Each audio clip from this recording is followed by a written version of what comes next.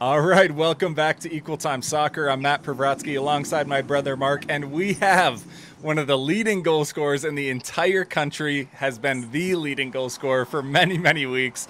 Khyah Harper of the Gopher Soccer team. Khyah, thanks for joining us. Thank you for having me. Khyah is coming to us fresh off training. She's coming to us the week of the Big Ten tournament. You have a lot of stuff going on.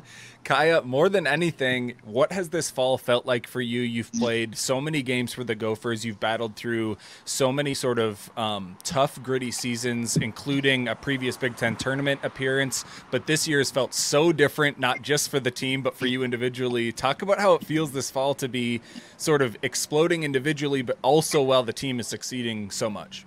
Yeah, I mean, it feels amazing to finally have a year where I can showcase myself, and our team is just doing really well. We're clicking really well. So I feel like our team has always had chemistry, but we've struggled on the field with either having defense or lack of offense. So I think that we're really bringing it all together this year, and it's super nice to see. And I know I've talked to you about this a number of times, like in post game or like in the media availability last week, but I don't think there are that many people in the world who have watched more Khyah Harper games than me. And like, I've seen, it's so funny to see you out there doing what looks like similar moves, like, your similar go-to moves one-on-one with the defender on your back, all these things.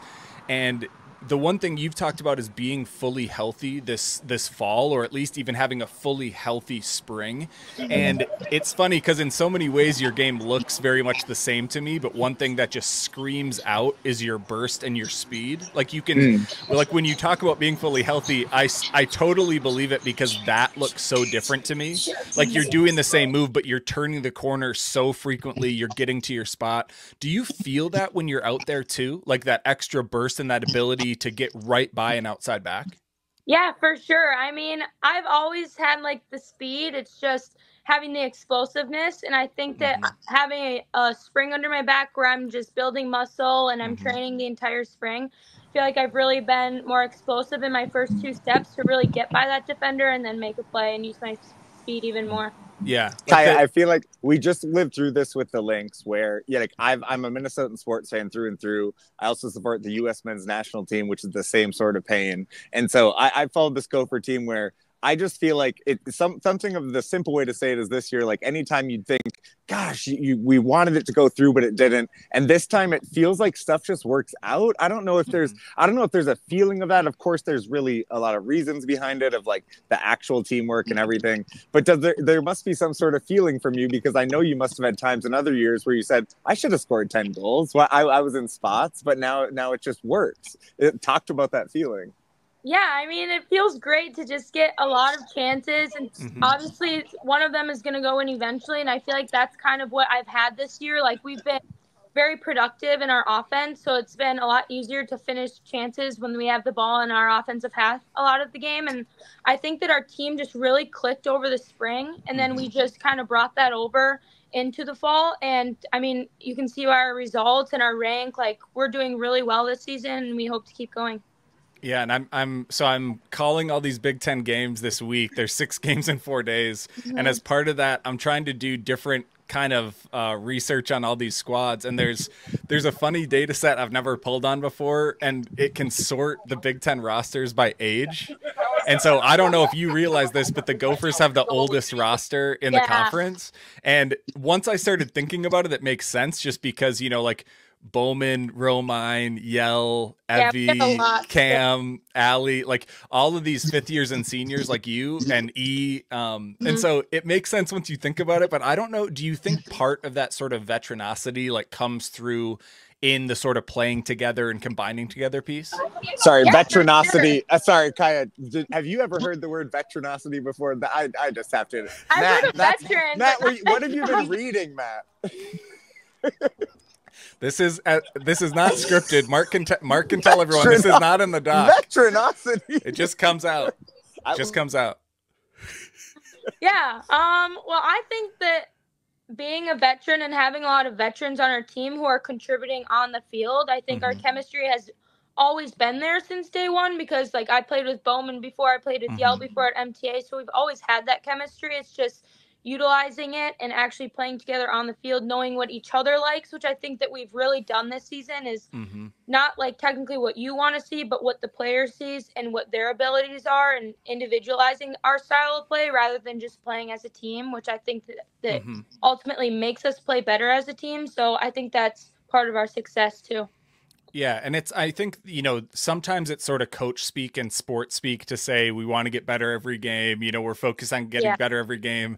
Erin mentioned that in the last post-game interview I did with her, but it really does kind of feel pretty real for this year's squad to me. Like when I think back to watching you, even games you were winning in non-conference against Creighton or tying Brown or, beating, Milwaukee or whatever, to me, it actually does really feel like you're playing more confidently even than you were back then. And I think you were playing well back then. Do you all sort of feel like that kind of thing is happening where maybe you're peaking at the right time, or at least you have been able to keep progressing? Because it feels like that to me. But as a team and as a player, does that come through in terms of what it feels like on the field? I think this year we've just been very consistent. We're like in our past years, we've had a couple wins, but then we've lost like a few bad ones that we shouldn't have lost. Where this year I feel like we're very consistent. Like 2 out of our 3 losses are all ranked opponents. I mean, losing to UCLA is not a bad loss at all. Yeah. And hopefully we'll get a rematch. Losing to Penn State, that's not a bad loss at all. We'll get a rematch. So it's just like stuff like that. Like our losses are not bad. Right. So I think that like in the beginning of the season, we were playing great, and then we lost Fee, and then we had to put Kate back, which then we had to put Bowman back, so we had to kind of reset it a little, and then we faced adversity, and I mean, it's players are stepping up in the spots they need to help us get results, so it's really nice to see. Yeah, that's something I've talked about a lot. I think maybe even my season preview, I can't remember, where there are always going to be down games. When you play 20 games in the fall, any team is going to have down games. I mean, USC and UCLA have down games. You guys have down games. St. Thomas has down games. Like, it's just the nature of playing a team sport. And one thing you all have been able to do this year is like your quote unquote bad results, like your bad games, instead of it being a bad loss, it ended up being maybe a tie where you take home points, against a team like Northwestern or Brown or whatever. Even if you're not finishing as well that game, you still took points, and you still, you don't have that loss on your record. Has it felt like sort of the belief is something you all have talked about a lot, and Erin has talked about a lot? Does it feel like that's part of how you keep the games from slipping into a loss and you're able to hold them into a tie, like almost making sure your lows aren't quite as low? Yeah, I think that our team really holds each other accountable, which helps like when we get yelled at, we know it's coming from a place of heart, which makes you then like want to work even harder, because if they're yelling at you, it's probably a bad thing. That means you have to start picking it up. So I think that in those games where we tend to struggle, or like you saw versus Iowa, we got scored on the first 40 seconds. We didn't drop our heads. We were just like, let's wake up. Like, we'll get one back. And then 10 minutes later, we get it back. So as I said, it's just a belief in each other and in our team that we can play anyone in this country and get a result. So yeah. Well, and that accountability, I think, is pretty big. I think people might underappreciate that that's part of a team reaching its potential. Like, there's been Gopher teams I cover in the past where after a season's done and people are willing to be like more honest and talk to me, like rough seasons like 2019 or whatever, you talk to people after, and one of the things they talk about is like maybe the veterans on the team or just the team in general wasn't really holding each other accountable, and sort of like the collective buy-in then is able to slip, or individual mistakes are able to slip. Does it feel like that accountability is even higher on this year's team than maybe and this is nothing against previous Gopher teams, like your entire career at worst Minnesota's been around 500. Like, they've been really competitive, but does it feel like that accountability is even leveled up? Yeah, I feel like this year we just have a lot of trust in each other, where like past years, I feel like it was kind of more individualized, where we weren't connecting as well on the field. We had great chemistry off the field. We all love being around each other, as with this team, but this team, we're just connecting really well on the field. And like I said before, like we're just playing to each other's potential, which is ultimately bringing our team even better and closer, and just playing overall better. So I think that just playing with each other's potential and knowing what each person needs, whether it's to be directly yelled at or say it in a positive way. But like, I'm someone that just say it. and I'm just going to say it, but sometimes, I mean, I can work on it because some people can't, they just, whatever. But yeah, I think that our team knows each other really well, what we need on the field. And one thing I think sticks out, you know, everyone's going to talk about your goals because it's, you know, it's crazy. You're going to be toward the top of the record books for individual seasons for Minnesota. You're obviously going to be, you know, toward the top of the list for all these attacking accolades because of that goal total. But I think probably what might go underappreciated about your year this year are those 6 assists. Mm-hmm. And for me, you know, the Iowa game's a great example. You talk about going down like 36 seconds into the game, which is just brutal. Mm-hmm. But then I completely agree. The body language did not go down. You all looked confident. There's obviously still 90 minutes to go. You guys know you can score.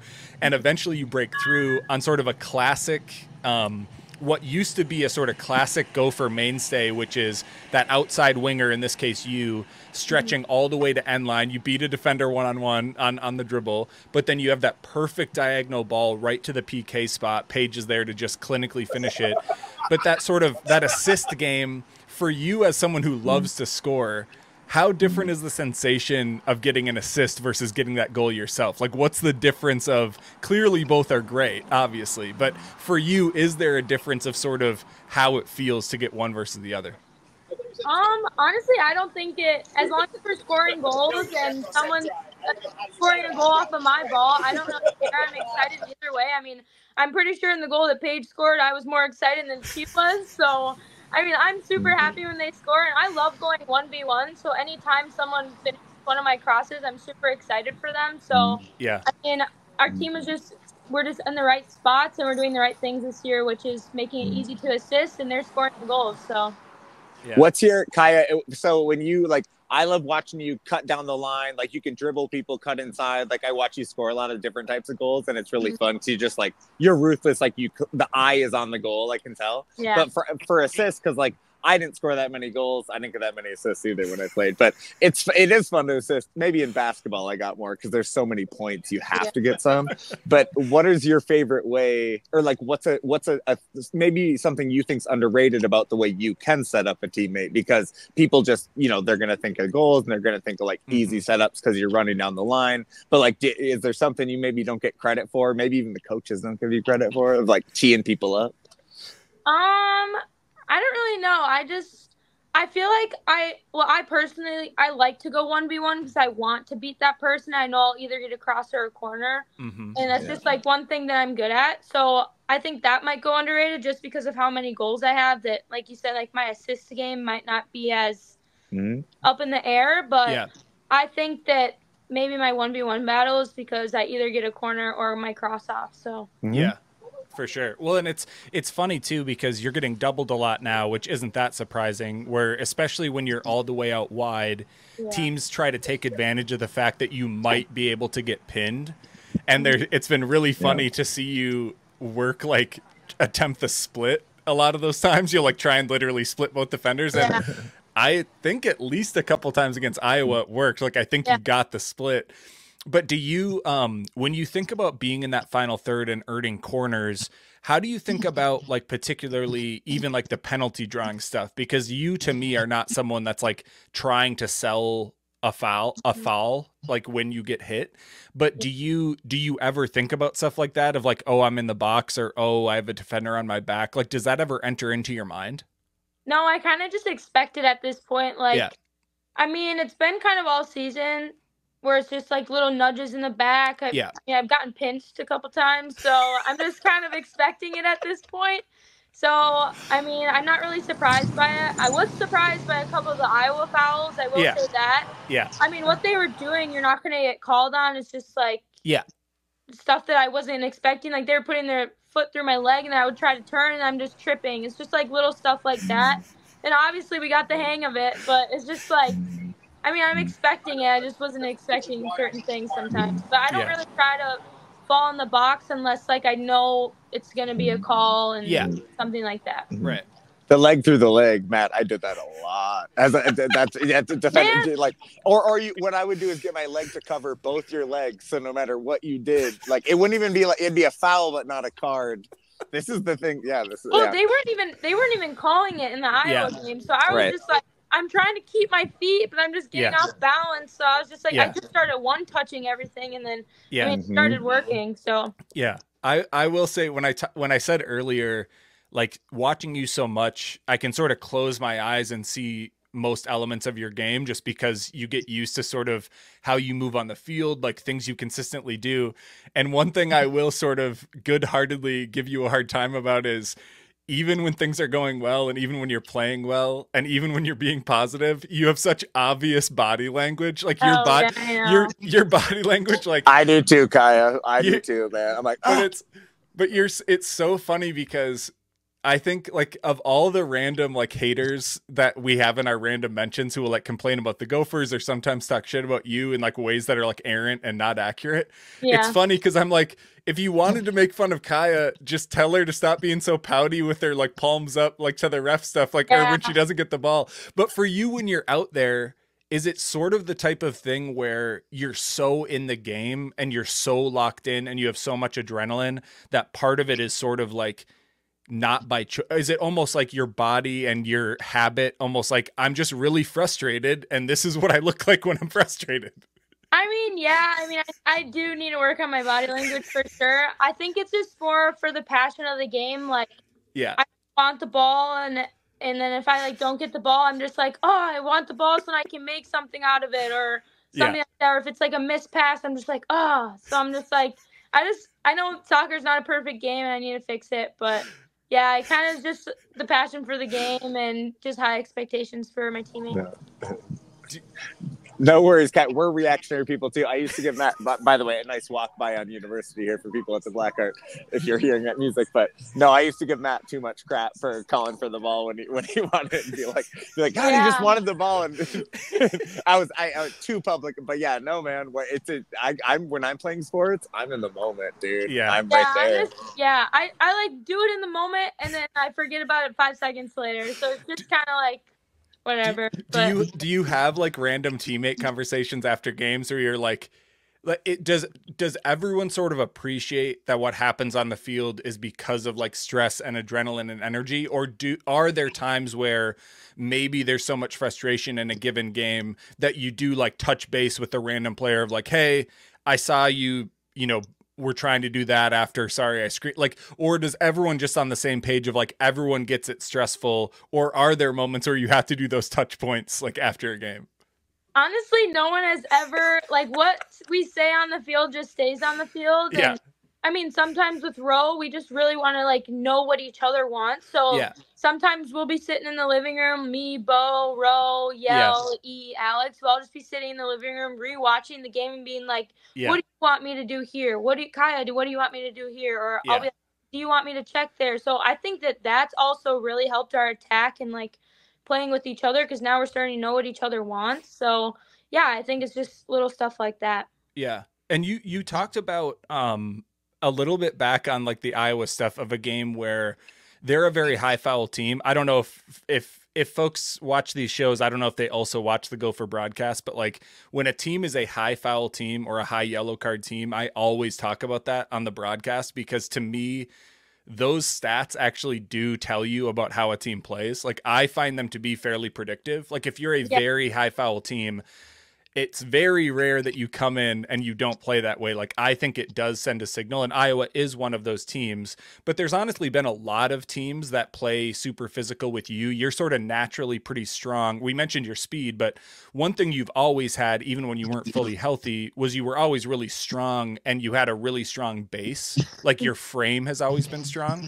And so teams have always played you super physical. But one thing I've been impressed by with you all as a team is that like when you're in games where you're getting yellow carded and fouled and calls are sort of terrible, I've been really impressed that players like you and Ro and other players that can get kind of hot haven't been baited into anything. Like I got a yellow card in Iowa. That was, I mean, can't say anything bad about the refs, but I can, Khyah. There was a little bit of mismanagement of the game. Matt calls it, you play it, I don't. I can say it was a little. There was some discrepancy. Things that were yellows. There was a huge range of what a yellow was in that game. Even like, I mean, ignore it. We won the game, but like the girl that got the yellow card that literally obliterated Paige, she also caused the PK, which that's the last line of defense. That should be another yellow. Right. But it's fine. Straight. We just played the game. We got PK, but it's just stuff like that where it's like safety hazard at this point. Cracking ribs, dude. Matt, we got to make a gif of that. That was like a hammer, dude. That was side chest to side chest. I don't know how they didn't like literally. It was like hip. Rib. It was like hip to hip. I bet. I bet Paige is bruised up. Like I bet she's bruised up. We talked about it in the locker room today, right before we did film, and it was in there, and Paige is just like, yeah. And she just like right after she got hit, she just popped up. I was like, girl, oh my gosh, I have no idea how you just popped up. For those who didn't see, essentially on the play, Paige Khyah was running for the ball, sort of running left to right, like across the TV screen or across the field. And a defender came in sort of at a 45-degree angle, and the contact was almost entirely like hip to hip, rib to rib. They went kind of like crisscross, middle body. Tackle. It was a middle body clear out. Yeah, like an X, and it was, but the entire contact was on like the heart of both of their bodies, and it was a wind knocked out, like you said, Khyah, like an American football tackle. So it was brutal, but just in general, I think you guys have done a pretty good job. I mean, like, yeah, you complain when a call is like really crazy or whatever. Like the Milwaukee game was pretty brutal, and we won't go back there. But I think in general, you all have shown some good composure in not getting into that yellow card foul-y game. Does that feel like a little bit more composure than usual for you guys? Because I feel like other teams are doing a little bit more of that to you guys this year than in the past. Yeah, I mean, we kind of just expect it at this point. Like, teams are going to be physical. It's the Big Ten. We're known for being gritty. Every team is. So I think that we're just ready for it. And I think that when a call is made, we kind of just say, move on. You're not going to reverse the call. And I think that's really helped this year. As you've seen, we don't really feed into the yellow card stuff that much. I think we have like 4 yellows on our team only, and they were all questionable. So I think that we kind of just move on right away from the call. Yeah. Totally. Well, and one other thing you mentioned, I think during the media avail last week, is I think sometimes people see that it's Erin's 4th fall and they see 4th-year players and they make sort of a misappropriation where they say like, this is her 4th year. Her first class has been here this whole time. They sort of make this jump of Erin started in the fall of that fall. You started in the fall of that fall. So you are Erin's first recruiting class, which isn't true. So to take folks back, Steph Galan takes the Missouri job, I think in May, might have even been June. I think it was May. Yeah, really late. Erin comes in, I think late July. At most, it was middle of July. And so the incoming recruits that fall were already recruited, signed, and almost literally here from Steph Galan's last recruiting class. And so when you were going through that, because you mentioned it in the media veil, I don't know if we've ever asked you about this on a show. What was the mindset then of that freshman group? Like, did you guys have a group chat where you were like, holy shit, we have no idea. Will this next coach hate me? Will they love me? Who the hell is it going to be? Like, what was the mindset for that freshman group? Yeah, I mean, we had a group chat. We were all texting. Like, we were all actually on campus before Erin even got the coach job, and like we had no idea who the coach was going to be. We just knew that it was like, I think they were deciding between 2 women, and then that's all they told us. And we were like, ooh, like who's it going to be? But I mean, honestly, we were like, none of us are recruited by Erin, so we're all kind of in the same spot right now. But we were just like, we kind of have to re-earn a spot where like Steph kind of knew how we played before. Steph knew her previous players. She knew all of us because she recruited us. Where Erin didn't know anything about us. So I think that we're all just like, oh, we have to work harder to earn a spot and like that kind of stuff, especially coming in as freshmen in the first place. So then we had but it ended up being a good transition. Yeah. Well, and even when Erin does get announced and you all know it's her and whatever, what is that sort of first conversation she even has with you? Like, do you remember back to like what those first impressions were? Because very early on, the impressions everyone kept telling me was like how, I don't know if honest is the right word, but like how direct she was sort of everyone talked about that. Players talked about that. Parents talked about that. Other coaches talked about that. But what were other than her just being a direct communicator, especially compared to maybe other coaches, what were some of those early impressions you remember from like that first few weeks or few months or whatever? Yeah, I just remember her being very direct and just like, "Hey, I'm Erin. I'm your head coach. Let's get to work." Like basically just that. But I mean, Maya stayed. We all had good Yeah. connection with Maya, so there was like a little bit of like Hmm. goofing around a little bit with Maya and like a little bit more comfortability with her because Erin was new coming in the first place and she was very direct. So we were all like, "Oh gosh," like, and we were like kind of snooping around, like seeing, like texting some of her the old people that she coached Yeah. at DePaul. So we were like, oh, and then one of the girls said they ran a lot of 300s, and we were like, oh, great. Because I had to run 300s with Danny at MTA, and I was like, just when I thought I got out of those. But it's been pretty good. Morgan Turner and Megan Maleka, We're getting the their phones were Minnesota blowing Rats. up. Basically, yeah, This is basically those two. This is my memory. Yeah. When you track the D1 stats every other week, the names become ingrained in your brain in a weird way. So shout out to Megan and Morgan. Well, and you talk about Maya Hayes, like for years, her time here, they're just, I think maybe multiple seasons in a row, the leading scorer was a midfielder or the tying goal scorer was a midfielder. Mm-hmm. The forward line scoring production has been like a low key, like point of stress, both for the players and the coaches for years. How much do you think this season is just like a personal fruit basket to Maya Hayes, you scoring this much up top? I mean, it all started in the spring. I will say we did a lot of offensive drills in the spring. Yeah. Which I think, and then in the spring, you saw we were beating. I think we beat Kansas 5-0. Yeah. Like we had a lot of offensive ability up top. We just weren't utilizing it in the right way, I think. Yeah. So then we really built it up over the spring, and then we all got here super early. I want to say like June in this summer, and then we all trained together. We did captain's practices together. So I also think that that's really helped us connect on the field. And then it obviously just translates into the fall and onto this field. So I think that she's really excited to finally have some offensive production. We get a little bit more credit now, so it's pretty nice. Matt, we have a comment from a watcher here, and I just have to say it's from someone, I don't know who it is, someone named Khyah Harper. Oh God! And they just said "Go Khyah," so I didn't want to I wanted to make sure we didn't miss that because I figured it's kind of a big. We want to make sure that was in there. Yeah, shout out Sadie. Shout out to the elder sister Khyah Harper, longtime equal time all-star and an all effort give a shit player. We always loved Sadie's time. Well, Khyah, you talked about the spring, so I want to talk about the spring, specifically you singing the national anthem at a spring game. I'm not going to blow up your spot too hard, but I think it's okay. You can signal to me if this is okay. We can reveal a little bit of a detail about the anthem from the spring. It was you were facing the scoreboard.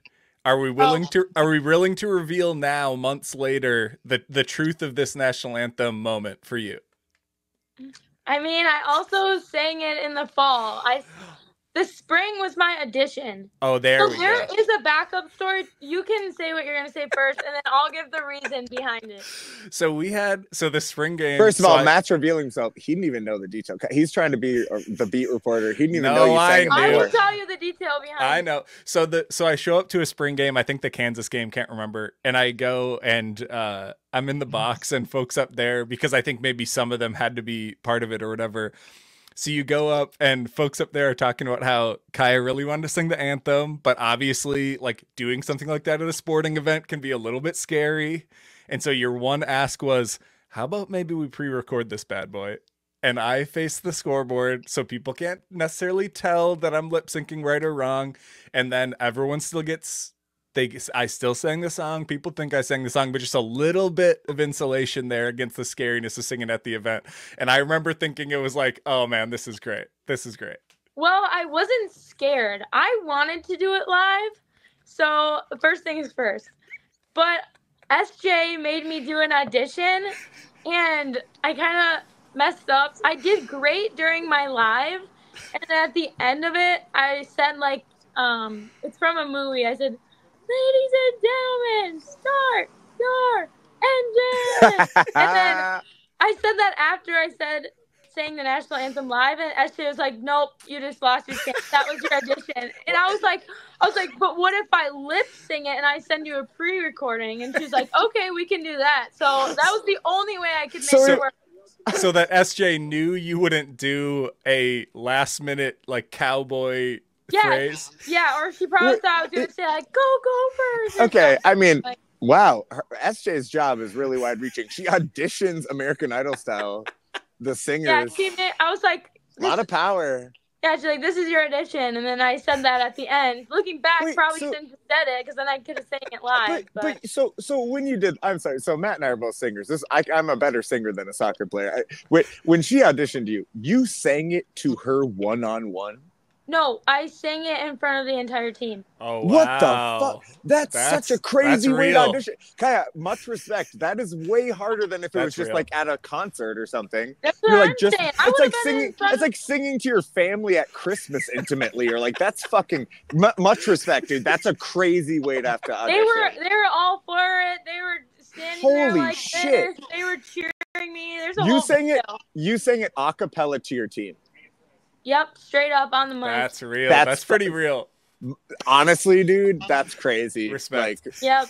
I would never. I mean, they loved the ending, but SJ didn't. So. By the way, I love the idea of at a soccer game. Is it Ricky Bobby? What's it from? No, that's from. Is it from like Cars or something? I don't know. It's from a car movie. It's from a car movie.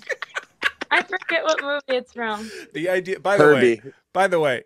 No, she said it's from like, by the way, if someone at a soccer game finished the national anthem and said, ladies and gentlemen, start your engines, that would be amazing. I know, that's what I said. It'd be a good bit. Honestly, it's a solid bit, honestly. Yeah, for one of my senior gifts, because I like raised my arm in the air, they got me like a shirt with like a picture on it. It's pretty funny. I like that. That's great. Yeah. Well, wow, the story is a million times better than I could have imagined. That's great. Now I'm very glad I brought this up. Yeah.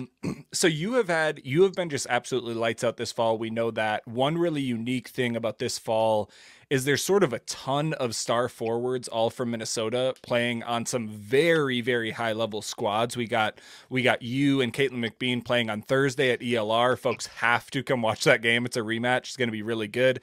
Izzy Engel, as a freshman, is crushing it for Notre Dame. Barrett Parton, obviously, you just battled, playing for Iowa. Maddie Deline, of course, was gone for the U20 World Cup, so her total stats are not going to be like super representative. Miss a bunch of games, but playing for a good UNC team. Tons and tons of others, by the way, but just so many big time Minnesota forwards. For you leading the country in scoring so much of the fall, and then so many big time forwards like playing well in that type of spotlight. What does that mean just for you in terms of Minnesota getting recognition that maybe it doesn't always get? One reason we do the roundup of all the D1 Minnesotans is I don't think people think of Minnesota as some hotbed for soccer talent, and we think it sort of gets short shrift. But for you, having all these star forwards and star players across the board, what do you think that means just as a Minnesotan for the state sort of getting a little love and a little attention? Yeah, I think it's great that Minnesotans are doing so well and bringing attention to our state. I think we are a soccer state. I mean, we have the Loons, Aurora's rising, and I think the MTA has always been great. So I think that Minnesota has always been a soccer state, and actually getting the recognition and having us showcase Minnesota from ourselves and playing on these teams and still being successful. It's just really nice to see Minnesotans just doing well and having success in general. Yeah, and we'll have a roundup coming up of all the different Minnesota squads who are going to be in the NCAAs. A ton are already sort of locked in as at-larges. Plenty of others like Montana are heavy favorites in their conference tournament. So we're going to have a lot of Minnesotans dancing in the NCAAs. I'm curious too, we talk about sort of star forwards and those stat lines. One player I think gets maybe underappreciated now after that sort of breakout game. Caroline Birdsell, your forward partner on the Gophers, has been so dangerous as a freshman, but I'm sure there's so many other players that even we don't sort of give the love that maybe they deserve, but you're training with these players every single day. You're watching the tape when you see, them making clutch defensive plays that maybe we're not watching because we're tracking the ball. Who are some of those Gopher players that you think maybe don't get enough credit or don't get enough shine and you just want to sort of shout out? Number one, first person that comes to my head is Elizabeth Overberg. That girl holds our back line down back there. She barely ever makes mistakes, so I think that she deserves the recognition, and she hasn't really gotten much, which I think people need to start watching her play and understand how good she actually is. She's fast, she's strong, she will put her body on the line. So I think she's the number one person that I think deserves way more credit than what she's given. And I think just a lot of people on our team deserve credit. I mean, I could go down the list. Every single person, I could say something good about them. So I think that that's also a reason why our team is having so much success, is because everyone's grinding out the season and everyone's putting 110% effort in every practice, which even if you're a bench player, when practice comes, you're making the starters better. You're making when you give your best effort. So, I mean, that's kind of been a talk around our team too. Like, if you are playing better, then you're going to make the people that are playing better, and vice versa. When you get a chance on the field, you'll be ready to go in because you've been working your butt off. So I think that mainly Elizabeth deserves a lot more recognition, especially these. We've had the hardest schedule in the Big Ten, and we are winning games against top tier teams like Iowa, number one. We got scored on, but there's also 89 more minutes where we did not get scored on. So I think it's little stuff like that where he just deserves a lot more. Yeah, E has been an absolute maniac this year. I've talked to her after multiple games. We've tried to showcase her when we can, but and that whole back line, I mean, credit to probably not talked about enough. And you talk about a player earning their spot. Last year, Fiona Skarofsky comes in, eventually earns a starting spot, locks in that starting spot, is so strong that then she comes back this fall as a starting center back, moving from outside back. Terrible luck. She gets that injury against St. Thomas, and the whole defensive line and the whole team has to sort of reset. And Kate Childers has to move to center back like an absolute trooper. And so Overberg is playing next to Yell has played outside back, but she's sort of a converted defender. Kate is a converted defender. Ashley Turk is also kind of a converted defender and also a freshman. And Overberg and with a new starting keeper, by the way. Yeah, I mean, Elizabeth has been just ridiculous. And she like you, I think her speed and physical tools are even more leveled up. She her recovery speed when she's making some of these recovery tackles. I'm like, damn, E, you have that speed. We have this one clip that's always in our pregame hype video, and she makes an 80-yard sprint and catches up to the girl, and we are like, that is so underrated. And she got the ball and dribbled up and made a connecting pass. So we were like, it's just stuff like that, especially as a center back, having a fast, physical center back like E, it's very rare to see, I feel like. So I think we're super lucky to have her. Yeah, it's unreal. And like you said, so many players we could shout out. I mean, it's been such a fun squad to watch and will be even more fun in tournament play, honestly. I'm curious. I'm sort of assuming there maybe had been moments in your past where you already were thinking about possibly playing pro. Obviously, a season like this can make it feel quite a bit more tangible, just with the fact that now people see the full possibility of your game on tape. You have all of these goals, all these examples of I can do this, I can do that, I can pass, I can work middle, I can work edge, whatever. So have you thought about that before, and how much more tangible does it feel for you now as something you could do once your college days are over? Honestly, going into this season, it wasn't even a thought on my mind to play pro, just because I wasn't really successful. Our team wasn't very successful, so I didn't really get much to even build off of to play pro. And after injuries, I was just kind of my spark kind of went away. And now that it's finally back, it's been in the back of my head, and I've talked to my family a little bit about it. And my dad's like, just do it. Just go pro for 1 year. And I'm like, oh, I don't know. So honestly, we'll have to see. I'm just focused on the season right now. So I haven't really thought of it much. Listen, teams, don't bug Khyah during tournament play. She's got to play. Bug us instead. Our DMs are open. We'll filter them for you. Don't worry. We'll bug us them all after. Matt's all of a sudden inserting himself as an agent. Don't worry. Listen. I will say the same sort of lack of shine that Minnesota soccer players in general have gotten for college and everything. The same is really true for the pros. There's players who have come through the Gopher program or are Minnesotans that just I will just say there aren't that many agents in women's soccer, and there aren't that many that have been around a long time. And we constantly hear from players who have a tough time finding a good agent, finding the right fit. And that actually does lead to fewer opportunities for these women. Like these players that could play in the USL Super League or maybe in the NWSL or certainly overseas. They don't always get that opportunity. And so I do think like more and more players coming through to showcase like this pipeline of talent is huge, because like teams maybe aren't going to take a risk if they don't have good confidence, and they need to be a little more confident about some of these players coming through. So yeah, I mean, no one's going to actually DM us, but I'm picking up the signal that yes, I'll become an agent for Equal Time Sports for the agency you're trying to start for women's soccer. Yes, I'll do it. Listen, we know these players, man. We've seen Khyah play like 100 games. We know these players. I'm curious to Salvo, baby, Salvo. Love Salvo. There you go.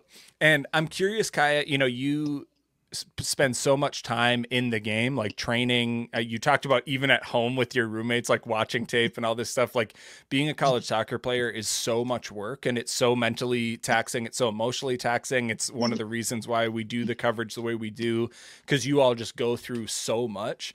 And so I'm curious, like, what are some ways that you like to decompress and just like get away when you have to not think about the game? Is it like trashy TV? Is it like books? Is it like going to Is it like going to restaurants? Like, what's the way you can decompress and just like get the stress of the game like off of your body? I mean, I don't really get nervous about games. I just kind of think it's just another soccer game. So yeah, I mean, our team is. I mean, we see it in practice every day. We know how we can play. So I'm not really stressed or nervous about games. It's more just like time management that I'm stressed about with like school, social life, making sure I'm watching film, making sure I'm doing my best at practice. So it's just a lot at once. And like, so I think that my best way to decompress, I kind of just chill in my room by myself, just kind of watch shows, just do random stuff, call my family. So what are some go-to shows? Hit us with the list. Right now I'm watching Outer Banks. The new one just came out, so I'm a little behind on that, but there we go. What's it like for you to like watch soccer as a fan? Like when you're just like watching, whatever version of the national team or whoever, like, do you watch it? Are you able to consume it as a fan, or like can you turn your sort of player and analytical brain off, or do you process it like you're watching tape? Yeah, I process it like I'm watching tape. Like, every time I walk into the house, Ro always has some sort of soccer game on, or she's always like, Khyah, you want to watch this soccer game? It's later today. I'm like, yeah, let's just watch it. And then she barely has any class. So I'm just like, she's like, Khyah, you see this? And she'll like re-go back when I see it, because I'm trying to do my homework and watch the film at the same time. So it's kind of funny, but we're always watching soccer. We watched men's soccer, I think it was UNC Stanford, maybe. We watched that game. It was a good game. Random ACC men's soccer getting a shout out in the Roma and Harper household. Yeah, it was so random. We always have soccer on. That's one thing. That's great. Well, or football. Sure. I think I've seen you in Packer jerseys, right? Is this? Oh yeah. This is okay. Yeah. So some spice for the Minnesota fans. I like it. Oh yeah. Well, go Patco. I don't care. I don't care about the Vikings. Go Packers. Mark and I actually don't care about the NFL. So if you want to shout out the Packers, this is a safe space. Keep rolling, Pack. Well, Khyah, we're not going to take more of your time. You have a crazy weekend coming up on Thursday. The Gophers host Penn State. I believe it's at 6:30 at Elizabeth Robbie Stadium. If you have never been to a Gopher soccer game, if you have never been to a women's soccer game, if you for some reason are hearing this or hearing about this, you have to go check out a game at ELR. It is, when they played Iowa on Sunday, there was 1,500 people there. It was absolutely packed. It was loud as hell. It was fun as hell. The quality of soccer at the Big Ten tournament is going to be so absurdly high. Like if you saw that Minnesota-Iowa game, that was such good soccer. I cannot say it enough. It wasn't good for women's soccer. It wasn't like good for college soccer. It was great soccer. And so go check them out. There's games on Thursday, Saturday, and Sunday. Khyah Harper will be playing at 6:30 against Penn State. Thanks so much for joining us, Khyah. Yeah, thank you for having me.